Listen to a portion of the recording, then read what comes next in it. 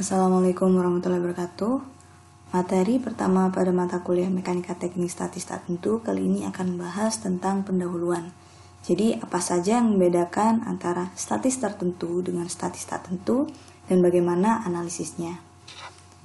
Oke, langsung saja. Jadi di sini adalah perbedaan statis tertentu dan statis tak tentu, baik itu pada baloknya dan pada bidang momennya. Kalau statis tak tentu, itu kan sudah pernah dibahas sebelumnya ya. Kalau statis tak tentu itu reaksinya bisa lebih dari 3, sedangkan tertentu hanya 3. Nah, kalau ini, yang statis tak tentu ini, katakanlah pada jembatan ya, yang baloknya itu panjang, balok yang menerus. Nah, kita bisa meletakkan perletakannya cukup 1 di sini. Jadi ini baloknya bisa menerus, lalu dikasih peletakan di antaranya. Begitu ya.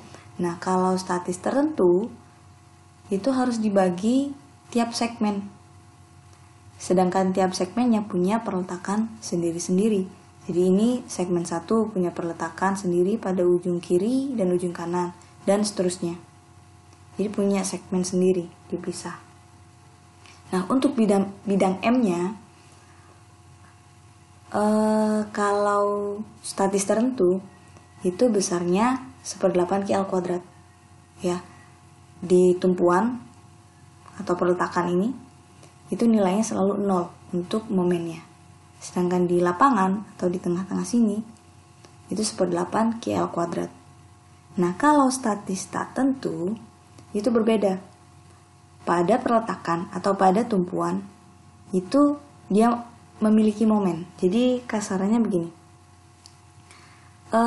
Ini dia ketarik ke atas. Jadi awalnya 0 di sini kan. Karena ada reaksi di sini. Reaksi reaksi vertikal ke atas. Otomatis dia ke atas. Gitu kan ya. Jadi dia terdorong ke atas sehingga pada daerah tumpuan ini memiliki nilai momen. Jadi di sini di lapangan di sini momennya positif, di sini momennya negatif. Begitu ya.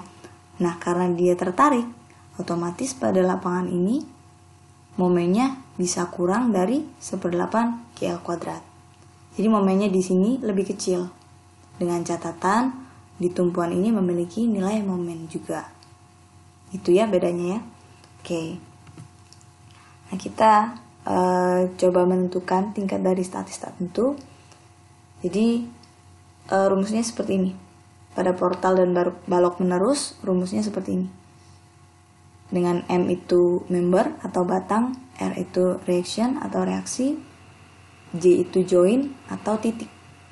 Ini ya, contoh ada portal sebagai berikut.